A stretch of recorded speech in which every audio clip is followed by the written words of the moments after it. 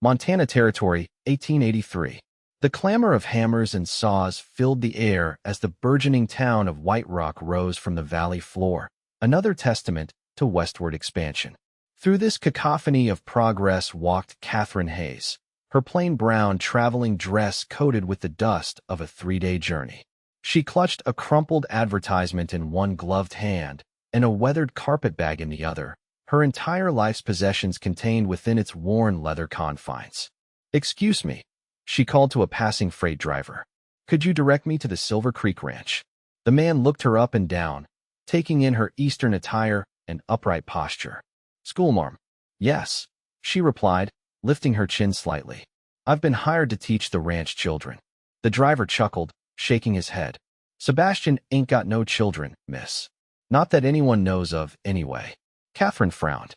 "Mr. Sebastian Silver advertised for a teacher. I have his letter right here." "Well, old Sebastian's got his reasons, I reckon. Ranch is 5 miles west, follow the creek. Can't miss it, biggest spread in the territory." With a nod of thanks, Catherine set off, each step raising a small cloud of dust. At 25, she had left behind the ruins of her life in Boston, a failed engagement, mounting debts from her father's medical care, and the subsequent loss of her teaching position at the ladies' seminary due to unsuitable family circumstances. The advertisement promising room, board, and a generous salary teaching on a prestigious cattle ranch had seemed like divine intervention. What she hadn't anticipated was the sheer scale of the Montana landscape. The endless sky stretched above her, making her feel smaller with each passing mile. By the time the grand white ranch house came into view, sitting proudly against the backdrop of distant mountains, Catherine's feet ached and her throat burned with thirst. She paused at the ornate iron gate, noting the elaborate S worked into the design. Beyond it stood a house that would not have looked out of place in the finer neighborhoods of Boston, a 2-story affair with a wide veranda and tall windows. Behind it sprawled numerous outbuildings, corrals, and bunkhouses. The air smelled of pine, cattle, and wealth. Taking a deep breath, Catherine straightened her spine and approached the front door. Before she could knock, it swung open to reveal a stern-faced woman in her 50s, her gray hair pulled back in a severe bun. "You must be Miss Hayes," the woman said, her voice as crisp as her starched apron. "I am Mrs. Templeton, the housekeeper. We expected you yesterday." "The stage was delayed in Bozeman," Catherine explained, suddenly conscious of her disheveled appearance. Mrs. Templeton's expression remained unchanged. "Mr. Silver is not in residence at present. He left instructions for you to settle in and begin assessing the educational materials tomorrow morning." She stepped aside to allow Catherine entry. "I will show you to your quarters." Catherine followed the housekeeper through a grand foyer adorned with paintings of Western landscapes and mounted animal heads. The interior of the house spoke of old money trying to adapt to frontier sensibilities. Eastern furniture alongside Native American artifacts, crystal chandeliers illuminating rough-hewn ceiling beams. "Where are the children I'll be teaching?" Catherine asked as they climbed the stairs. Mrs. Templeton gave her a sidelong glance. "There will be time for explanations tomorrow. Tonight, you rest. Dinner is served at 7 sharp in the small dining room." Catherine's room was larger than her entire Boston apartment, with a 4-poster bed and a desk positioned beneath a window overlooking rolling pastures. After Mrs. Templeton departed, she sank onto the bed, bewilderment washing over her. Something wasn't right. The driver had said there were no children, yet she'd been hired as a teacher. What exactly had she gotten herself into? Catherine awoke to sunlight streaming through lace curtains she hadn't drawn the night before. For a moment, she stared at the unfamiliar ceiling, disoriented. Then the events of the previous day came flooding back, the journey, the arrival, and the mysterious absence of any children to teach. A soft knock at the door preceded the entrance of a young maid carrying a breakfast tray. "Good morning, miss. Mrs. Templeton says you're to eat, and then come down to the library. Mr. Silver has returned and wishes to meet you." Catherine dressed hurriedly in her best blue skirt and white shirtwaist, pinning her chestnut hair into a neat bun. If her new employer had finally arrived, she wanted to make a favorable impression and get some answers. The library proved to be a magnificent room with floor-to-ceiling bookshelves and leather-upholstered furniture. Standing by the window was a tall man, his broad shoulders silhouetted against the morning light. He turned as she entered, and Catherine's breath caught. Sebastian Silver was not the elderly cattle baron she had envisioned. He appeared to be in his mid-30s, with raven hair threaded with silver at the temples and eyes the color of a winter sky. His face was handsome but weathered, bearing the marks of a man who spent considerable time outdoors despite his obvious wealth. "Miss Hayes," he said, his voice deep and measured. "Welcome to Silver Creek. I trust your journey was not too arduous." "Thank you, Mr. Silver," she replied, willing her voice to remain steady. "The journey was manageable, but I must admit to some confusion regarding my position here." A smile tugged at one corner of his mouth. Direct and forthright. "Good. Please, sit down." Once seated, Catherine folded her hands in her lap and waited. "I imagine you're wondering why I advertised for a teacher when there appear to be no children on the premises," he began, settling into a chair opposite her. "The thought had crossed my mind, sir. The truth is, Miss Hayes, I do require a teacher, but not for children. Not yet, at least." He leaned forward slightly. "I require someone to teach me." Catherine blinked in surprise. "Teach you, sir? But surely, I can read basic words and sign my name," he continued. "Enough to get by. But a man in my position should be able to read contracts without relying on others, write his own correspondence without dictation." His expression remained impassive, but Catherine detected a flicker of discomfort in his eyes. "I've built this ranch from nothing, Miss Hayes.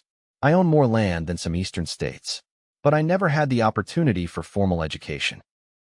Catherine considered his words carefully. Why not hire a tutor? Why advertise for a schoolteacher? "Discretion," he replied simply. "A schoolteacher for non-existent children raises fewer eyebrows than a grown man employing a tutor. My deficiency is not common knowledge, and I prefer to keep it that way." "I see." Catherine's mind raced. She had experience teaching young ladies literature and deportment, not basic literacy to grown men. "Mr. Silver, I'm honored by your trust, but I should inform you that my expertise lies in—" "You taught at the Harrington Seminary for Young Ladies," he interrupted. "Before that, at a charity school in Boston's North End.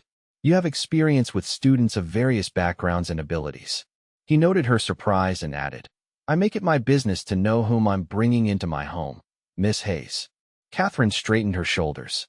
"Then you should also know I was dismissed from Harrington under circumstances that might be considered scandalous.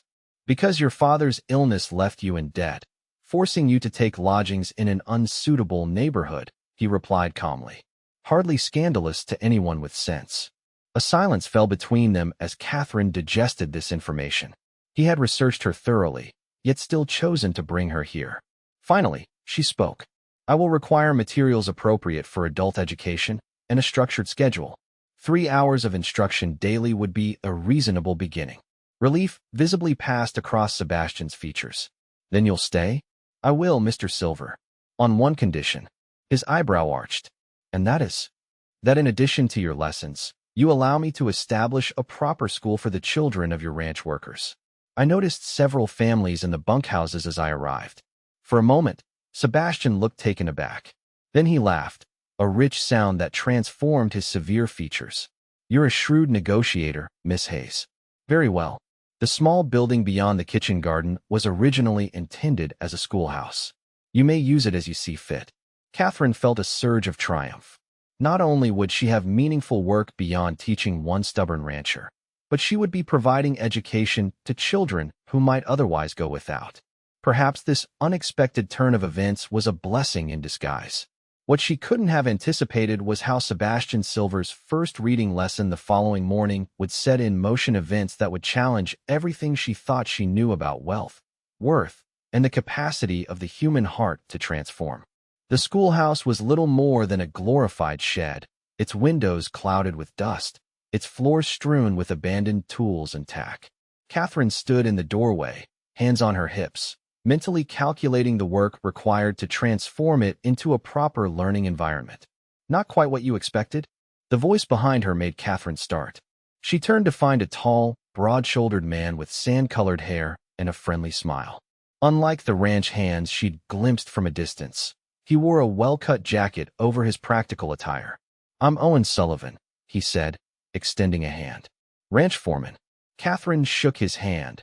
noting the calluses that spoke of hard physical labor despite his more polished appearance. Catherine Hayes, the new teacher. So I've heard. Mind if I ask what you're doing out here? Mrs. Templeton mentioned you'd be working up at the main house. Catherine hesitated, unsure how much of Sebastian's secret she was permitted to share. Mr. Silver has agreed to let me establish a school for the ranch children, she explained carefully. I'm assessing what needs to be done to prepare this building. Owen's eyebrows rose. That's unexpected. Sebastian's never shown much interest in the workers' families before. People can surprise you, Catherine replied, turning back to survey the room. Do you think any of the hands would be willing to help clear and repair this space? I'd do it myself, but some of these beams look rather heavy. Owen chuckled. I think we can arrange something. He stepped closer, lowering his voice. Look, Miss Hayes, I don't know what kind of arrangement you have with Sebastian, but a word of warning. He's not an easy man to work for. Brilliant with cattle and business, but demanding. Unforgiving of mistakes. Thank you for your concern, Mr. Sullivan, but I'm quite capable of managing difficult personalities. I taught at a ladies' seminary, after all. His laugh was genuine. I suppose that would prepare anyone for the worst humanity has to offer. Still, if you need anything, advice, assistance, a friendly ear, my door is always open. That's very kind, Catherine replied, warmed by the offer. I may take you up on it. Starting with those repairs. By the end of the week, Catherine had established a routine. Mornings were dedicated to Sebastian's lessons in the library, afternoons to preparing the schoolhouse with the help of several ranch hands Owen had assigned to the task. The men had initially approached the work with skepticism, but Catherine's clear vision and willingness to work alongside them had won their respect. Sebastian proved to be an intelligent but impatient student. His frustration when he couldn't immediately grasp a concept was palpable, and more than once Catherine had to remind him that learning to read was a process that couldn't be rushed. I don't have the luxury of time, he growled during one particularly difficult session. I have contracts to review, correspondence that can't wait for years of lessons. Mr. Silver, Catherine replied calmly. No one learns to read fluently in a matter of weeks. Not even you. He fixed her with an icy stare. I built this ranch from nothing, Miss Hayes. I started with 50 acres and 10 head of cattle. Now I own half the county and drive thousands to market each year. I didn't achieve that by accepting limitations. Catherine met his gaze unflinchingly. And I didn't become a teacher by allowing my students to dictate their education. Now, shall we continue with these basic phonics? Or would you prefer to surrender to the limitations you claim not to accept? For a tense moment, she thought she had overstepped. Then, to her surprise, Sebastian laughed. A short, harsh sound, but genuine nonetheless. You're either very brave or very foolish, Miss Hayes. Perhaps a bit of both, she conceded with a small smile. Now let's try this again. As the days passed, Catherine found herself increasingly intrigued by the contradictions of Sebastian Silver. He could be brusque to the point of rudeness one moment, then display unexpected consideration the next. He demanded perfection from his workers, but was hardest on himself. And despite his impatience with his own progress, he never once questioned the value of the schoolhouse project, approving every request for supplies without hesitation. The mystery of how a man with such limited literacy had built an empire continued to puzzle her. Then, one evening as she was organizing books in the schoolhouse, she found an unexpected answer. Miss Hayes. Owen appeared in the doorway, hat in hand. Thought I might find you here. One of the hands mentioned you were looking for more primer books. Yes, I expect at least 12 children once we open next week, Catherine replied, gesturing to the now clean and orderly room with its rows of simple desks. I'm hoping to group them by ability, but I need to assess their current reading levels first. Owen nodded, stepping inside. I might be able to help. My sister teaches in Helena. I could write to her. That would be wonderful. Thank you. A comfortable silence fell as Owen surveyed her work. Then he asked, How are the lessons with Sebastian going? Catherine tensed. I'm not sure what you mean. Owen's expression was kind, but knowing. I've been with Sebastian for 15 years, Miss Hayes. I know he can't read beyond basic words. I'm the one who reads his contracts and writes his correspondence. Oh, Catherine sank onto one of the small benches. He's very protective of that information. With good reason, Owen replied, taking a seat across from her. Men like Sebastian aren't supposed to have weaknesses, especially not ones that could be exploited by competitors. He looked down at his hands. When I first met him, he was running cattle with just 2 other men, sleeping under the stars. He had nothing but determination and an uncanny ability to calculate figures in his head. Never seen anything like it. He can work out complex sums faster than most men can write them down. That explains a great deal, Catherine murmured, thinking of how quickly Sebastian grasped numerical concepts compared to written language. He hired me because I could read and write, but kept me because I proved trustworthy. Sebastian doesn't trust easily, Miss Hayes. The fact that he's allowing you to teach him says a great deal. Catherine felt a warmth spread through her chest at the thought. He's making progress, though he'd never admit it. His frustration comes from wanting to do everything immediately. That's Sebastian, Owen agreed with a fond smile. Never learned the meaning of patience. He stood, placing his hat back on his head. I should get back. Just wanted to check if you needed anything else for the schoolhouse. Actually, Catherine said, rising as well, there is one thing I've been wondering. Mr. Silver mentioned children not yet being present when explaining his need for a teacher. What did he mean by that? A shadow passed over Owen's face. That's not my story to tell. If Sebastian wants you to know, he'll share it himself. He tipped his hat. Good night, Miss Hayes. As Owen departed, Catherine found herself with more questions than answers about the enigmatic cattle baron who was slowly becoming more than just her employer. The schoolhouse officially opened on a crisp September morning with 14 children ranging from ages 6 to 15. Their parents, cowboys, cooks, blacksmiths, and housemaids, stood awkwardly in their Sunday best, watching with a mixture of hope and skepticism as Catherine welcomed each child by name. Never thought I'd see the day, murmured a weathered ranch hand to his neighbor. Silver paying for schooling for our young uns.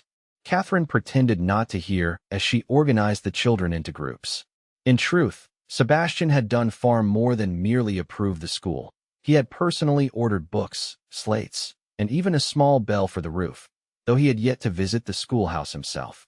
His own lessons continued each morning, his progress slow but steady. Catherine had discovered that Sebastian's mathematical genius extended to a remarkable memory. Once he mastered a word, he never forgot it. It was the initial decoding that frustrated him, the connection between symbols and sounds that most children grasped intuitively. It's like looking at tracks in the dirt, he'd explained one day. I can read animal tracks better than most trackers. Every hoof, every paw tells a story. But these letters, they don't speak to me the same way. Catherine had seized on the analogy. Then we'll approach them like tracks. Each letter has its own shape, its own sign of what passed this way. The methodology had helped, and by October, Sebastian was reading simple texts with growing confidence. His writing remained labored, but Catherine could see his pride when he signed his own name to a contract without hesitation. What neither of them acknowledged was the changing nature of their relationship. The formal Mr. Silver and Miss Hayes remained, but their conversations increasingly strayed beyond reading lessons to literature, philosophy, and the operations of the ranch. Sebastian began inviting Catherine to dine with him in the evenings, their discussions often continuing late into the night. For Catherine, these evenings were both a pleasure and a torment. She found herself drawn to Sebastian's fierce intelligence, his dry humor, and the rare moments when his carefully maintained reserve slipped to reveal genuine vulnerability. But she reminded herself sternly that she was his employee, not his equal, and any attachment would be both inappropriate and unrequited. Then came the day that changed everything. Catherine was walking back from the schoolhouse when she heard raised voices from the direction of the main corral. Rounding the corner of the barn, she found Sebastian and Owen in a heated argument, surrounded by several uncomfortable-looking ranch hands. I won't risk good men on a fool's errand, Owen was saying, his normally friendly face set in hard lines. It's not a request, Sullivan, Sebastian replied, his voice dangerously quiet. I need those cattle moved before the storm hits. The pass will already be snowed in. You're asking for men to die up there. I'm asking for men to do the job they're paid for. Catherine should have withdrawn quietly, but concern kept her rooted to the spot. The October sky above was indeed darkening ominously, the distant mountains already shrouded in gray. There's a difference between bravery and stupidity, Owen insisted. We can wait out the storm and move them next week. Next week will be too late. Sebastian's face was like stone. The buyer's deadline. To hell with the buyer. No sale is worth men's lives. Sebastian's hand moved so fast Catherine barely saw it before it connected with Owen's jaw, sending the foreman staggering backward. The surrounding men froze in shock. "Don't ever question my orders again," Sebastian said, each word precise and cold as ice. Then he turned and saw Catherine standing there, her eyes wide with dismay. For a moment, something like shame flickered across his features. Then his expression hardened once more. "Miss Hayes, I believe your schoolhouse is in the opposite direction." "Yes, Mr. Silver," she replied, struggling to keep her voice level. "I was returning to the main house." She looked past him to where Owen was straightening, rubbing his jaw. "Mr. Sullivan, might I have a word with you about the books you mentioned?" It was a transparent excuse, but it gave Owen a reason to exit the confrontation with dignity. After a moment's hesitation, he nodded. "Of course, Miss Hayes." Sebastian's eyes narrowed at this exchange, but he said nothing as Catherine and Owen walked away. Once they were out of earshot, Catherine turned to the foreman in concern. "Are you all right? That was unexpected." Owen sighed, working his jaw back and forth. Sebastian has a temper, but he rarely loses control like that. He glanced at the sky. "He's right about one thing. That storm is coming in fast, and we have 200 head in the high pasture that will be in trouble if the snow's as bad as it looks." "But you're right about the danger to the men," Catherine insisted. "Surely there's another solution?" "Maybe, but Sebastian doesn't compromise easily, especially when money's at stake." Catherine frowned. "He has more money than he could spend in 3 lifetimes. Why risk lives for more?" Owen gave her a searching look. "You really don't know him as well as you think, do you? It's not about the money, it's about the promise." Sebastian gave his word those cattle would be delivered by a certain date. In his mind, breaking that promise makes him no better than his father. His father? Owen winced, touching his bruised jaw. "I've already said too much. But if you want to understand Sebastian Silver, you might ask him about the winter of '63 sometime." He straightened his hat. "Now, I'd better go figure out how to get those cattle down without getting my men killed." Catherine returned to the main house, her mind churning with questions. The Sebastian she'd glimpsed in the corral was a stranger, hard, violent, unyielding. How did that man reconcile with the one who patiently sounded out words in the library each morning, who had approved a schoolhouse for children not his own? When Sebastian failed to appear for his scheduled lesson the next morning, Catherine was both disappointed and relieved. The housekeeper informed her that he had ridden out before dawn with a group of men, despite the snow that had begun falling steadily overnight. For 3 days, the storm raged, transforming the ranch into a white fortress. Catherine kept the schoolhouse open, though only the children who lived in the nearby bunkhouses could attend. Each night, she watched from her window for signs of the returning men, but the swirling snow obscured everything beyond the immediate yard. On the 4th morning, she awoke to silence, the peculiar hush that follows a heavy snowfall. The storm had passed, leaving behind a transformed landscape of pristine drifts and crystal-laden trees. As she dressed, Catherine heard a commotion in the yard below and hurried to the window. Riders were approaching, leading pack horses laden with supplies. At their head rode Sebastian, his black coat crusted with ice, his face gaunt with exhaustion. Behind him came the rest of the men, similarly weather-beaten but intact. Catherine rushed downstairs, reaching the front door just as Sebastian was dismounting stiffly. Their eyes met across the yard, and for a moment, neither moved. Then Owen emerged from the group, limping slightly but smiling. "Miss Hayes, you're looking at the heroes of Silver Creek Pass. Not a single head lost, though it was a near thing." The ranch hands began dispersing toward the bunkhouses, slapping each other's backs and talking excitedly about hot meals and dry beds. Sebastian handed his reins to a waiting stable boy and approached the house, his expression unreadable as he climbed the steps to where Catherine stood. "Mr. Silver," she said softly, "I'm relieved to see you've returned safely." He paused beside her, close enough that she could smell the leather and pine scent of him beneath the cold. "We should resume lessons tomorrow," he said, his voice rough from the wind. "I've had quite enough of being unable to read for a lifetime." Before she could reply, he continued into the house, leaving Catherine with the distinct impression that something fundamental had changed during those 3 days in the mountains. What she couldn't have known was how those changes would culminate in a revelation that would shake the very foundation of everything she believed about Sebastian Silver and herself. When Sebastian appeared for his lesson the following morning, Catherine barely recognized him. Gone was the commanding presence that filled every room he entered. In its place sat a man hollow-eyed with exhaustion, his movements careful, as though every joint pained him. "Mr. Silver," she began hesitantly, "perhaps we should postpone today's lesson." I look like hell," he finished bluntly. "But I'm here, and I intend to work." Catherine acquiesced, though she selected easier material than she had planned. As they worked through a simple passage about farming techniques, she noticed Sebastian's attention wandering, his responses becoming increasingly distracted. Finally, she closed the book. "Something is troubling you far more than these words, Mr. Silver. I cannot teach effectively when your mind is elsewhere." Sebastian stared out the window for a long moment before responding. "3 men nearly died because of my stubbornness," he said finally. "Owen was right. The pass was treacherous. We lost 2 horses in a ravine. If the men riding them hadn't managed to jump clear." He trailed off, his hands clenching into fists on the table. "But they did," Catherine said gently. "Everyone returned safely." This time, his blue eyes, when they met hers, contained a bleakness that made her heart ache.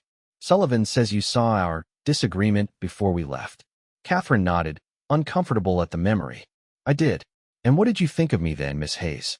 A bully? A tyrant?" The directness of the question caught her off guard. I didn't understand why you would risk men's lives for the sake of a business transaction." A bitter smile crossed his face. "Of course you didn't. How could you?" He rose abruptly, moving to stand before the fireplace. "My father was a small-time rancher in Colorado. Barely scraped by, but he had one thing, his reputation for honesty. When he gave his word, it was bond." Sebastian's voice grew distant, as though he were speaking from memory rather than to Catherine. "Winter of '63, he contracted to deliver a herd to Fort Collins. Bad storm hit, worse than the one we just had. My mother begged him to wait, but he'd given his word." Catherine remained silent, sensing they had reached the heart of whatever drove Sebastian's relentless pursuit of success. "He took me with him. I was 14, old enough to help drive cattle." Sebastian stared into the flames. "We got caught in the pass. Cattle panicked in the whiteout, went over a cliff. My father tried to turn them. His horse slipped." His voice grew taut with suppressed emotion. "I watched him fall. Couldn't reach him in time." "Sebastian," Catherine whispered, forgetting formality in the face of such raw pain. "I'm so sorry." He continued as if he hadn't heard her. "When spring came, I buried what was left of him. Sold the remaining cattle to pay his debts. There wasn't enough. The bank took our land, and my mother—" He shook his head. "She never recovered. Died before I turned 16. Catherine rose and moved to stand beside him, close enough to offer comfort, but not touching. "So you built all this to ensure you'd never be vulnerable again." "I built it because I swore I'd never break my word, never fail to deliver what I promised, even if it killed me." He turned to face her, something fierce and wounded in his gaze. "But I nearly got good men killed upholding that vow. Men with families, with children in your schoolhouse. The fact that you recognize that shows you're not the man you fear becoming," Catherine said quietly. Sebastian shook his head. "You don't understand. I'm exactly that man, driven, ruthless, willing to sacrifice others to keep my word." His voice dropped. "The very qualities that built this ranch are the ones that make me unsuitable." "Unsuitable for what?" For a moment, something vulnerable flickered in his eyes. Then his expression closed once more. "For civilized company, Miss Hayes. Now, shall we continue the lesson, or have I thoroughly destroyed whatever respect you might have had for me?" Catherine should have let the matter drop, returned to the safety of phonics and simple texts. Instead, she found herself asking, "What did Owen mean about the winter of '63? He mentioned it might help me understand you better." Sebastian's expression hardened. "Sullivan talks too much. He cares about you," Catherine countered. "As do others here. You've built not just a ranch, but a community that depends on you. They depend on my money and the work I provide. There's a difference. Is there? Then why establish a school for their children?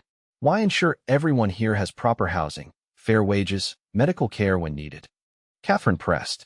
Those aren't the actions of a man concerned only with keeping his word to business partners. Sebastian turned away, but not before Catherine caught a flicker of uncertainty in his expression. The lesson is over for today, Miss Hayes. I have matters to attend to. As he strode from the room, Catherine remained by the fireplace, troubled by the glimpse she had been given into Sebastian's past. The man who had built an empire from nothing, who demanded excellence from himself and others, was driven not by greed, but by a desperate need to never fail, as he believed his father had failed.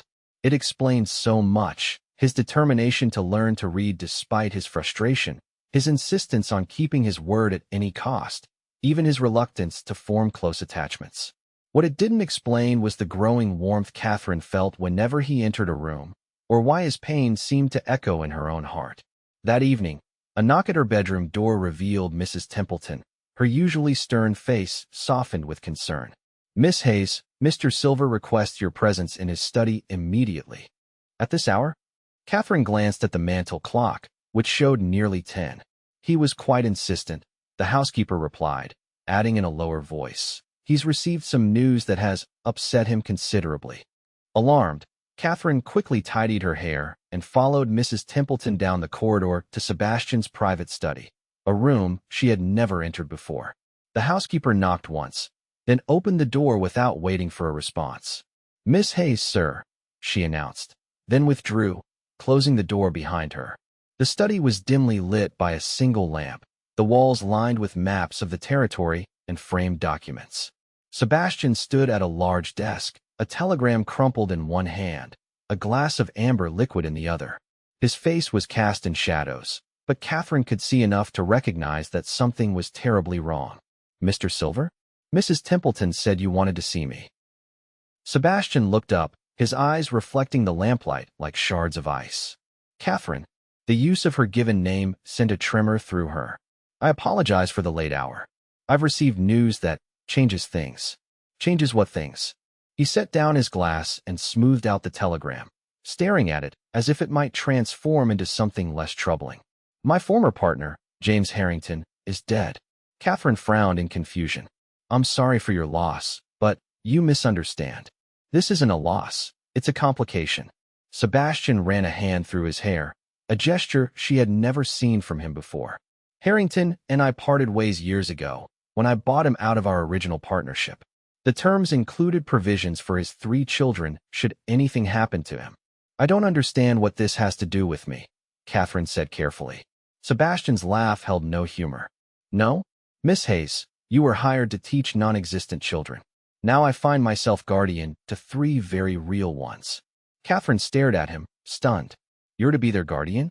But surely they have a mother, other family. Their mother died 2 years ago. Harrington had no siblings, and his parents are deceased." Sebastian's expression was grim. "According to our agreement, in the event of his death, I become guardian of his children and trustee of their inheritance until they come of age. They arrive by train in 3 days." "3 days," Catherine repeated faintly. "How old are they?" "Anna is 14, William 12, and the youngest, Edward, I believe, is 7. Sebastian drained his glass. "I know nothing about children, Miss Hayes. Nothing about raising them, educating them, ensuring they don't grow up damaged." The vulnerability in his voice tugged at Catherine's heart. "That's why you wanted a teacher," she realized. "You anticipated this possibility.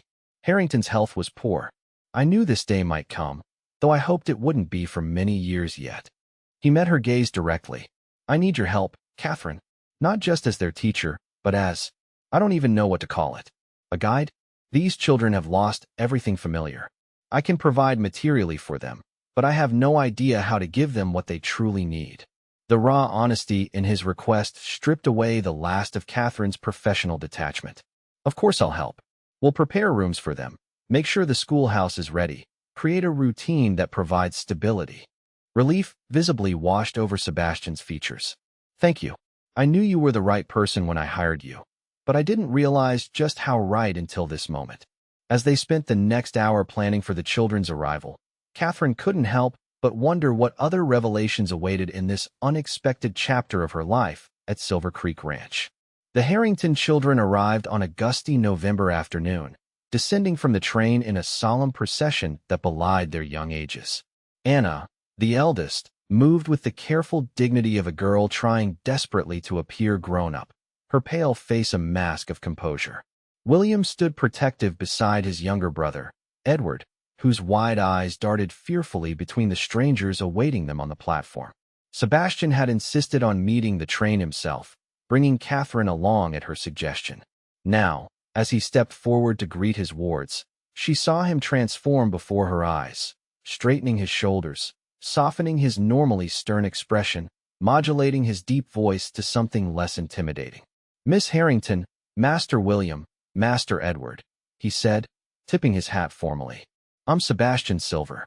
Your father and I were partners many years ago. This is Miss Hayes, who will be your teacher here at Silver Creek." Anna curtsied stiffly. "Thank you for meeting us, Mr. Silver. Father spoke of you often." Sebastian looked momentarily discomfited by this information. "Did he? Well, I trust your journey wasn't too difficult." Edward was sick, William volunteered, his young face serious. But the conductor's wife gave him peppermint tea, and that helped. Sebastian nodded awkwardly, clearly at a loss. Catherine stepped forward smoothly. "I'm so pleased to meet you all. We have rooms prepared at the ranch house, and Mrs. Templeton has baked cookies for your arrival. Shall we collect your luggage?" The ride back to the ranch passed in stilted conversation. Catherine drew out the children with gentle questions about their former home in St. Louis, while Sebastian drove the wagon in uncharacteristic silence. By the time they reached Silver Creek, she had learned that Anna enjoyed playing the piano, William was fascinated by trains, and young Edward kept a collection of unusual rocks that he had insisted on bringing with him. "Will there be good rocks here?" Edward asked timidly, addressing Sebastian directly for the first time. Sebastian seemed startled by the question. "I suppose there are. The creek bed has interesting specimens. Agates, sometimes." Edward's face brightened. "Can I look for some?" "When you're settled," Sebastian replied, then added stiffly, "Perhaps I could show you where to look." The offer, awkward as it was, earned him the first genuine smile from any of the children. Catherine felt a rush of warmth at the small victory. The following days established a new rhythm at Silver Creek. The children attended school with the ranch workers' children each morning, then returned to the main house for lunch and afternoon studies with Catherine. Sebastian adjusted his schedule to join them for the midday meal, making a visible effort to engage with his wards despite his clear discomfort with children. His own reading lessons continued, now scheduled for the evening hours after the children were in bed. These sessions took on a new urgency as Sebastian struggled to read the documents related to the Harringtons' trust, determined not to rely on others for such a critical responsibility. "I need to understand every word of this," he insisted one evening, frustration evident as he laboriously worked through a particularly dense legal passage. "Their future depends on my managing their inheritance properly." "You've already engaged an excellent attorney to oversee the trust," Catherine reminded him. "And Owen has reviewed all the documentation." Sebastian's jaw tightened. "It's not enough. I need to know for myself." Catherine studied him thoughtfully. "You're afraid of failing them." His head snapped up, denial ready on his lips, then faltered at her knowing expression. "Yes," he admitted finally. "James entrusted his children to me because he believed I would protect their interests. I can't delegate that responsibility entirely, no matter how competent the people around me." "That's admirable," Catherine said softly. "But you don't have to do everything alone. These children need more than financial security. They need connection, guidance, affection. Those things can't be found in legal documents." Sebastian set down his pen with a sigh. "I know nothing about providing those things. My own childhood ended when my father died. Since then, I've focused on building this ranch, not relationships." The admission hung in the air between them, vulnerable and honest. Catherine resisted the urge to reach across the table and take his hand. "Yet you've created a community here," she pointed out. "People who respect and depend on you. That didn't happen by accident. It happened because I pay well and deal fairly," Sebastian countered. "That's business, not family." "Perhaps the principles aren't so different," Catherine suggested. "Fair treatment, respect, consistency, children need those things too." Sebastian considered this, his brow furrowed in thought. "You make it sound simpler than it is." "On the contrary," Catherine replied with a small smile. I think you're making it more complicated than necessary. Start by showing interest in what matters to them. You've already begun with Edward and his rocks. Indeed, Sebastian had spent an entire Sunday afternoon helping the boy explore the creek bed, returning mud-splattered but carrying a collection of stones that now occupied a special shelf in Edward's room. The experience had visibly softened something in Sebastian, though he would never admit it. And William, he asked. The boy hardly speaks to me. William needs to feel useful, to have responsibilities. He's been the man of the family since his father fell ill. Now he doesn't know his place. Sebastian nodded slowly. I could use help with the breeding records. The boy has a good head for numbers. That's perfect, Catherine encouraged. And Anna. Anna hates me. Sebastian interrupted flatly. She barely tolerates my presence. Catherine shook her head. She's 14, grieving, and suddenly under the authority of a stranger. Give her time. Sebastian looked unconvinced but didn't argue further. As their lesson concluded and he walked Catherine to her room. A courtesy he had begun insisting upon despite her protests that she knew the house perfectly well, he paused before bidding her good night. You're very good with them, he said, his voice low. Better than I could have hoped. They're wonderful children, Catherine replied honestly. Resilient, intelligent, kind despite their losses. Their father was a good man, Sebastian said quietly. Better than me in many ways. He deserved to see them grow up. The raw honesty in his voice made Catherine bold. What happened between you? You've never spoken of your partnership. Sebastian was silent for so long she thought he wouldn't answer. Then, James was my first investor when I began expanding beyond my initial property. He believed in me when banks wouldn't lend to a barely literate cowboy with big ambitions. A shadow crossed his face. When I bought him out 5 years ago, it wasn't entirely amicable. He thought I was taking too many risks, leveraging the ranch too heavily for further expansion. Was he right? Possibly, Sebastian admitted. But those risks paid off. Silver Creek is now one of the largest operations in the territory. He looked down at her, his expression softening in the dim corridor light. Yet for all that success, I find myself envying James. He created something far more valuable than I ever have. What's that? A family, Sebastian said simply. 3 remarkable children who miss him terribly. What will I leave behind someday? Land, cattle, buildings that will eventually crumble. You're creating a legacy right now, Catherine insisted. Not just in the ranch, but in the community you've built, the school you've established, the children you're raising. Something shifted in Sebastian's gaze, a warmth that made Catherine's breath catch. For a moment, she thought he might reach for her hand, might say something beyond their careful employer-employee boundaries. Instead, he took a small step back. You give me too much credit, Miss Hayes. Good night. As he walked away, Catherine remained by her door, troubled by the sudden return to formality. There had been moments lately when she felt certain something was growing between them, a connection deeper than teacher and student, more personal than employer and employee. But Sebastian always withdrew just when that connection seemed strongest, retreating behind walls of propriety or busy work. What she couldn't know was that Sebastian was fighting a battle of his own, between his growing feelings for the woman who had transformed his household and his conviction that he had nothing to offer her but a complicated life with 3 grieving children and a man still learning to read basic texts. The tension between them might have continued indefinitely if not for Anna Harrington's keen observations and the unexpected crisis that forced both Catherine and Sebastian to confront what they truly valued most. December brought heavy snows and the anticipation of Christmas, a holiday that had passed with little acknowledgement at Silver Creek in previous years. Now, with children in residence, the entire atmosphere of the ranch changed. Mrs. Templeton supervised the hanging of evergreen garlands. Catherine organized the creation of handmade decorations, and even the bunkhouses displayed touches of festive spirit. Sebastian observed these preparations with bemused tolerance, approving expenditures for special foods and materials without comment. It was only when Catherine proposed a Christmas Eve gathering for all the ranch families that he balked. The main house isn't suitable for such an event, he objected, frowning at her suggestion. The workers have their own celebrations in the bunkhouses.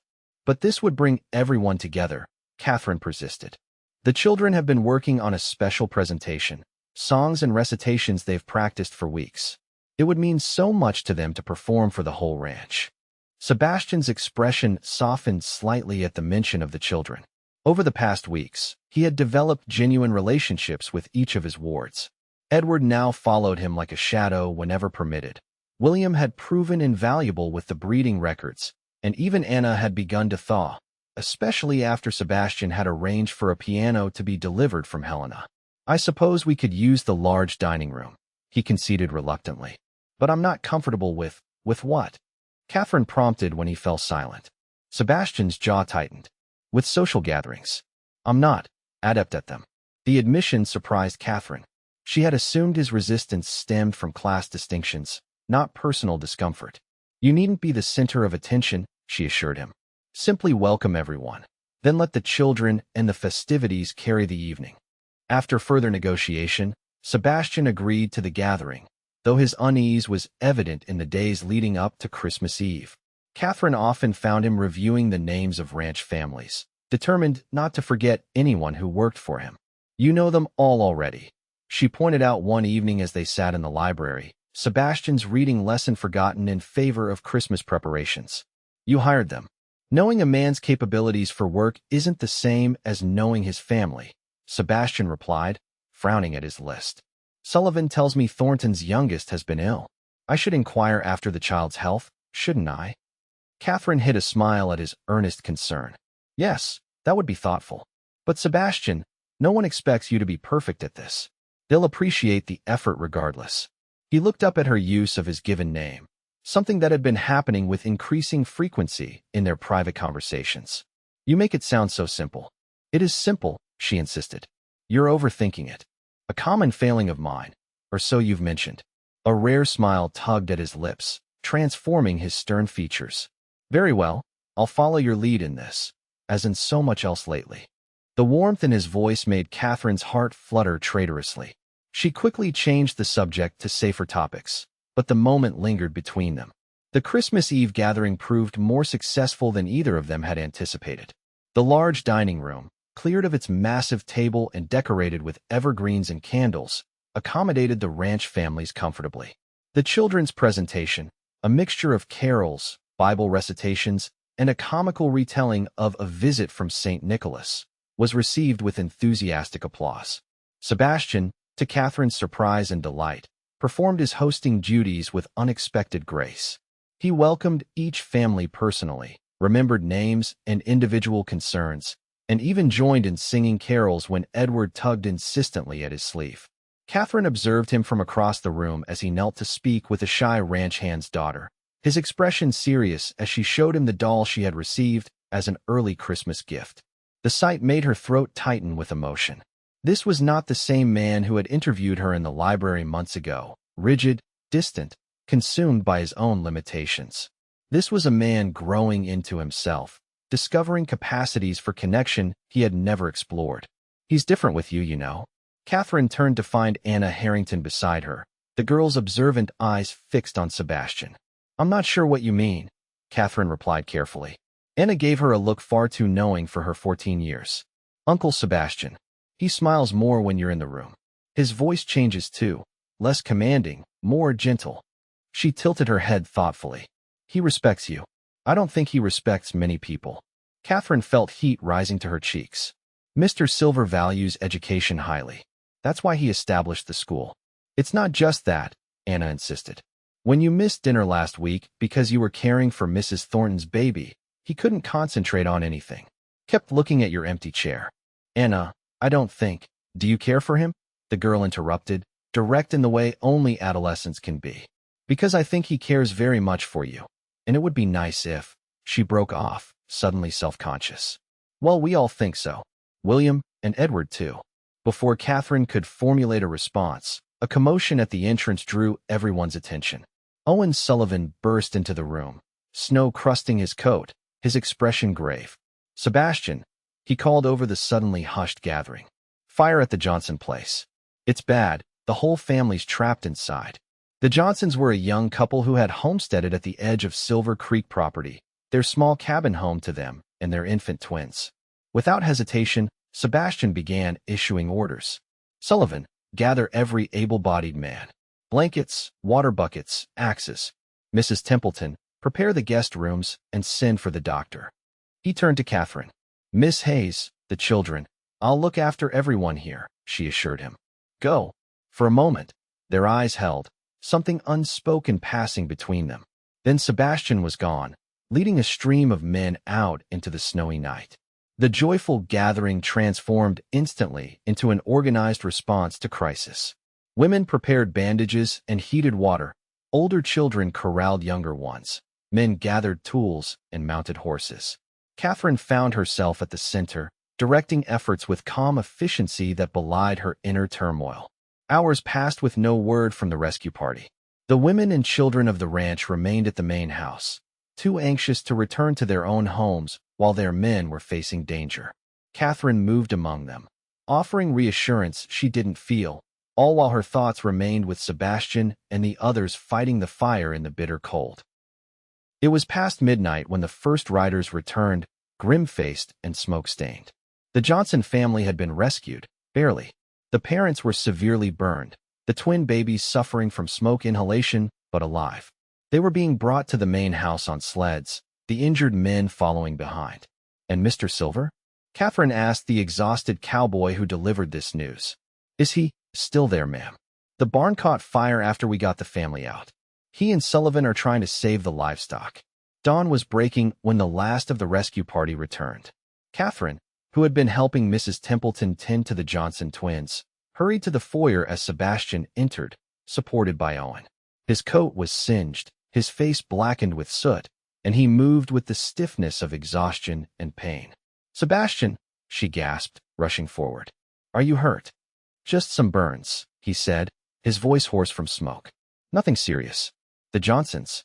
Alive, all of them, Catherine assured him. The doctor is with the parents now. The babies are sleeping upstairs. Relief visibly washed over his exhausted face.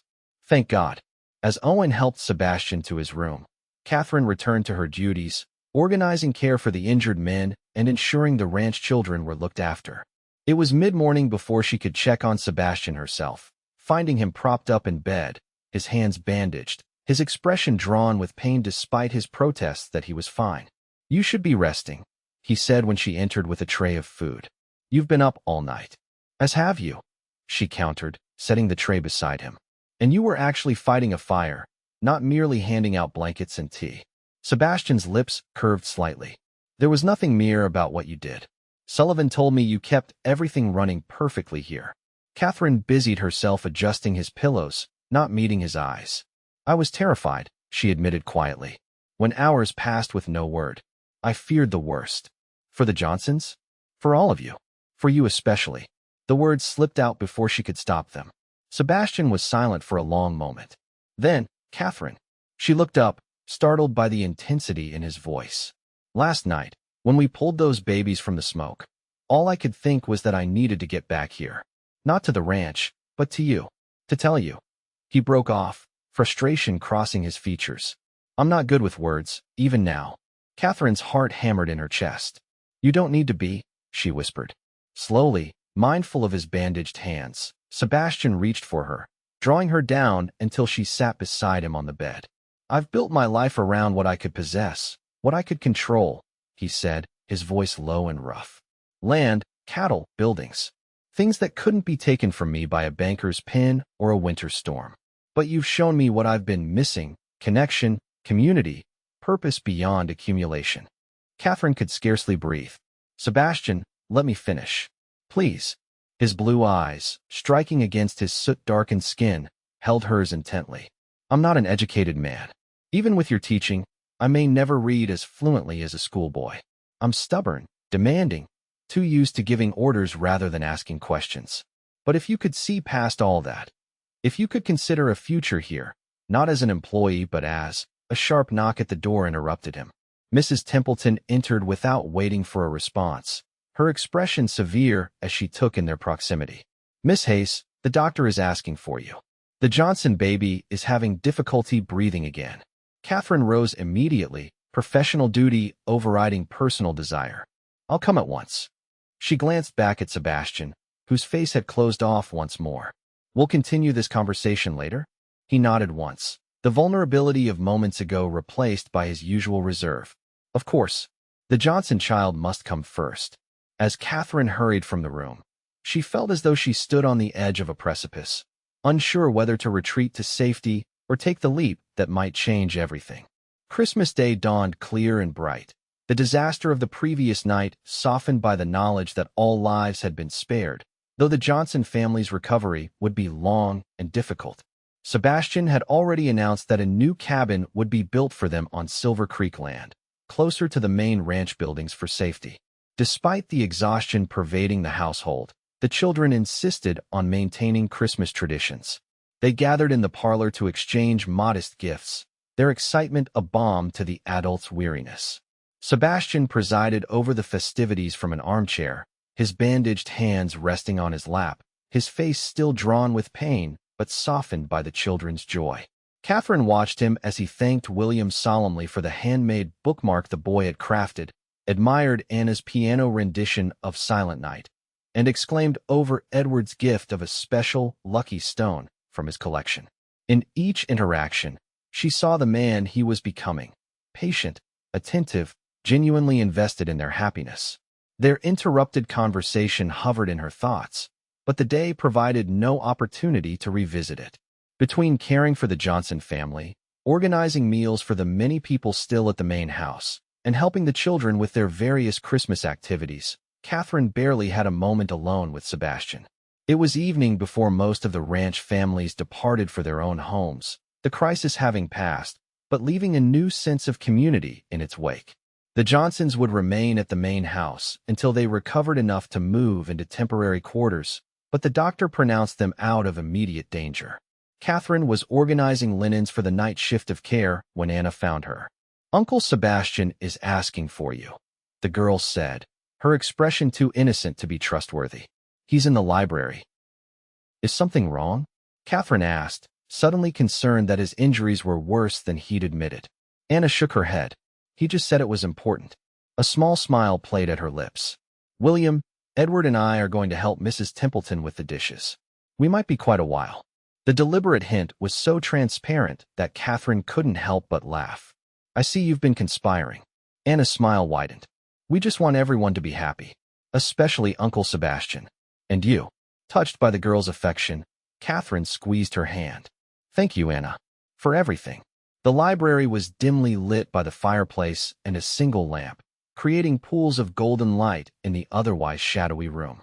Sebastian stood by the window, gazing out at the snow-covered landscape, his tall figure silhouetted against the glass.